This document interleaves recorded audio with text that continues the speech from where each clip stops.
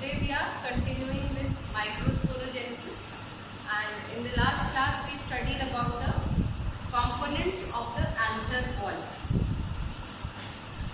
I hope you remember that the anther wall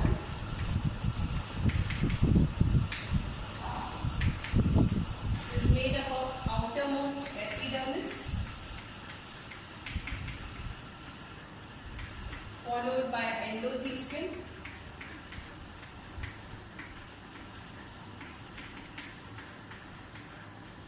then middle layers,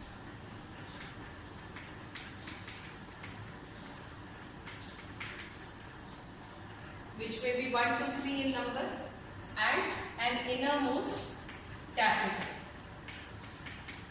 So today we are going to study about the capital layer, which is the innermost layer of the anther wall. So the tapetum is the innermost layer of the anther wall, and it is very important for the developing microspores. And the most distinctive feature of capital cells is the presence of endoplasmic reticulum, Golgi complex in capital cells. This is the most distinctive feature of capital cells.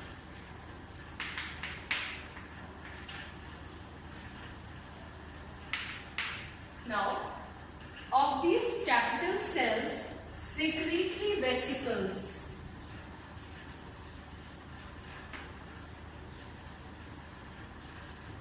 containing lipophilic substances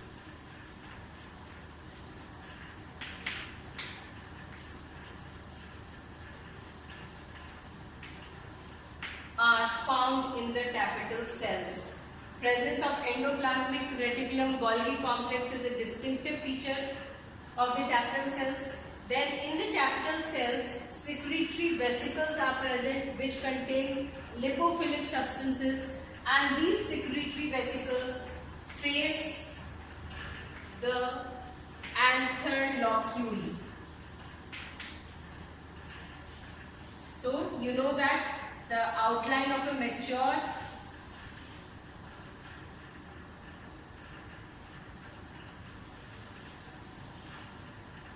anther is butterfly shape, and this is the, suppose this is a locule, and these are all the, this is the whole anther wall. So here this outermost layer, outermost the anther locule, or the innermost layer of the anther wall is the tapetum. So here secretory vesicles are formed, and these secretory vesicles face the anther locule. Okay. So this is another distinctive feature of the capital cells. Also, vacuoles are present in the capital cells, and these vacuoles contain lipoidal substances. Okay. Now, one thing also we can mention here, that these capital cells undergo maximum development. Now here microsporocytes are present. The microsporocytes undergo reduction, division or meiosis to produce haploid microspores. And when haploid microspores are formed, they are first in the tetrad condition, and later on they separate.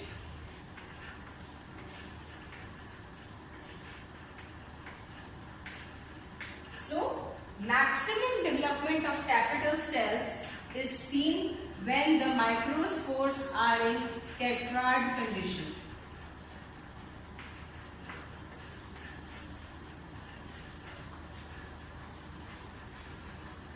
So, this is a point which you should be noting, that maximum development of capital cells is seen when the microspores are in tetrad condition when they have not yet separated individually. Okay, let us continue.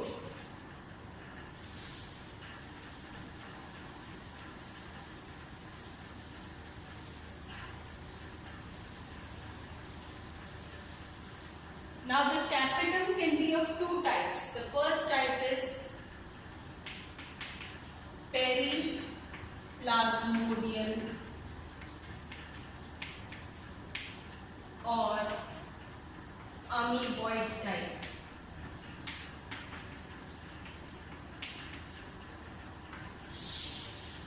And the other is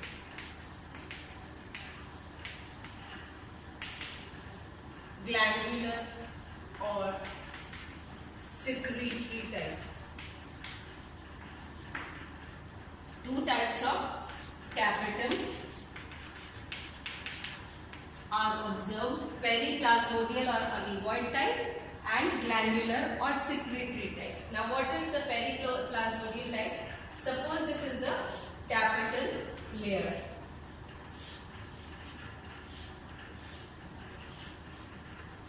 And inside the tapetal layer is the anther locule containing tetrads of microspores or microspores at various stages of development. So this is the anther locule and this is the tapetal layer. So tapetal layer, what happens is that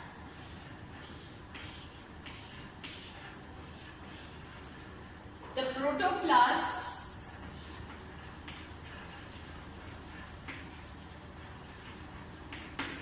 without cell layers,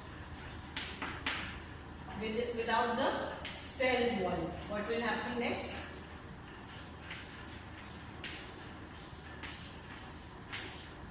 They will enlarge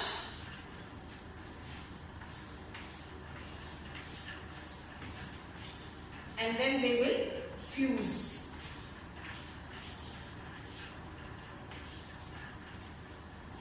When they fuse like this, they will first enlarge and they will fuse without the cell wall. And then they will surround the microspore tetrads, forming a sheathed layer. They will form a sheathed layer. So the protoplasts without the cell wall will enlarge, they will fuse and they will form a sheathing layer around the microspores. So this is the first type of tapetum known as periplasmodial or amoeboid type of tapetum. Now the second type of tapetum is the glandular or secretory type of tapetum.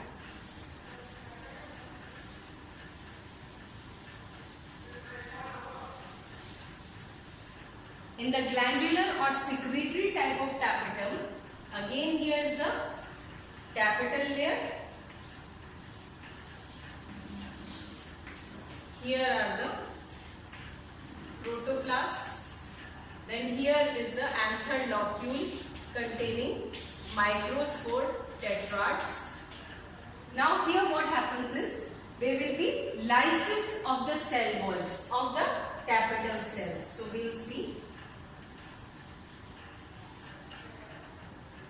Now it means that this cell wall, all these cell walls will lyse. There will be lysis of the cell walls and the protoplasts will remain separate. They will neither fuse nor enlarge nor they will form a sheathing layer, but they will be resorbed by microspores. They will move towards anther locule. So they will move towards the anther locule and they will be resorbed by the developing microspores. This is what happens in the glandular or secretory type of tapetum. Okay.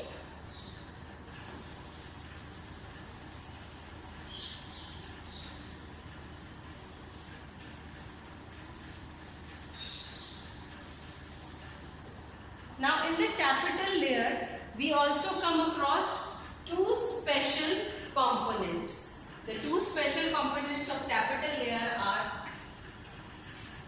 triphyly and pollen kit. Okay. So pollen kit is composed of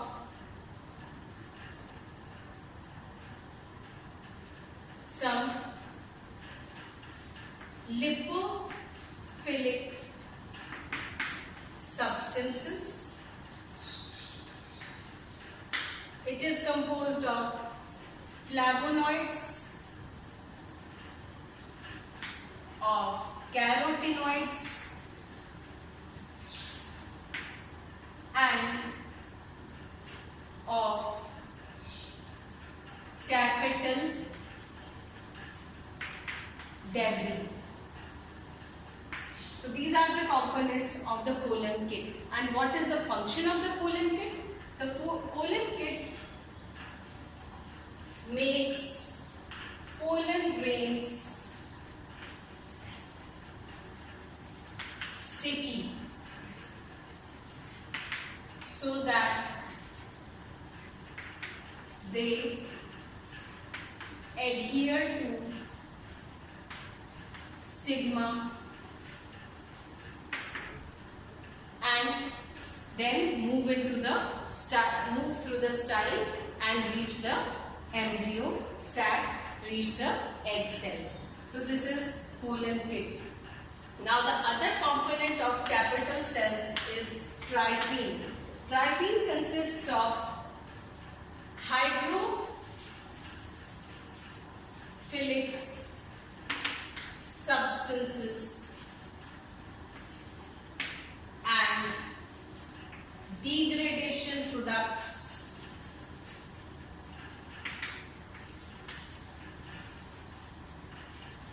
of tapetal proteins. Okay, so we can say that trypene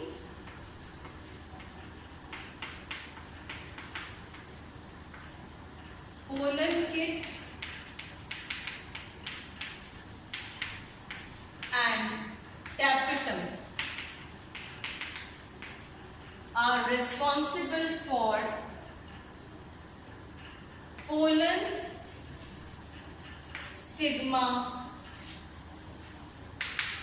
interaction,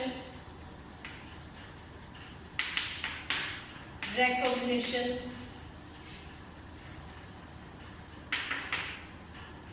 and pollen stigma reactions.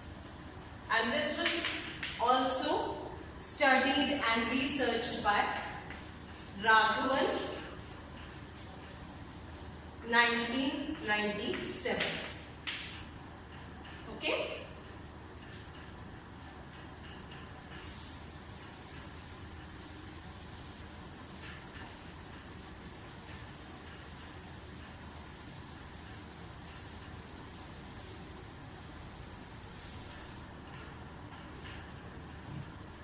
So we have studied about what is pollen kit, what is trypene, and the structure of the tapetal cells, and now we should also know what is exactly the function of the tapetum. The first and foremost and most common function of the tapetum is to provide nourishment to developing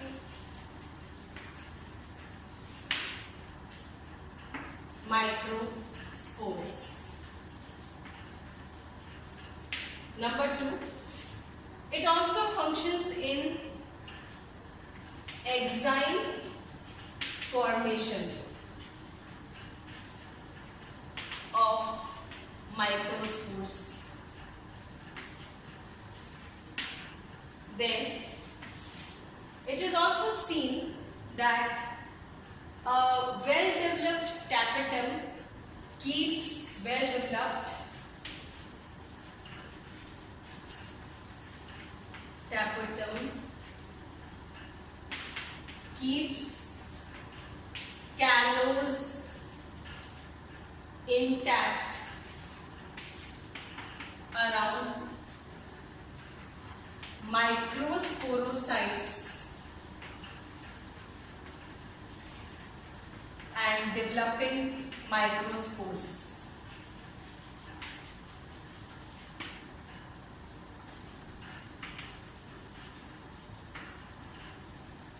And number 4, it has been seen that if the tapetum is not developing properly, tapetum underdeveloped or not functioning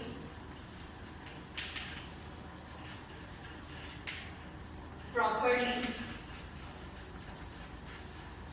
leads to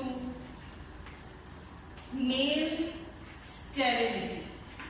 So this proves that the proper functioning of microspores, of pollen grains, of the male reproductive organ of the flower depends on the tapetum. If the tapetum is not functioning properly, it leads to male sterility. So this is very important. The 4 functions of tapetum which we can enlist here is, first and foremost, to provide nourishment to developing microspores or pollen grains. Number 2, the microspores have 2 layers, exine and entine. So the exine formation is aided with the tapetal layer.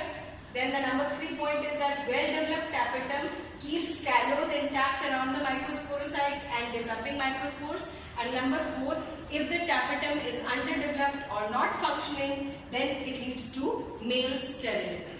So we'll continue in the next class. Thank you.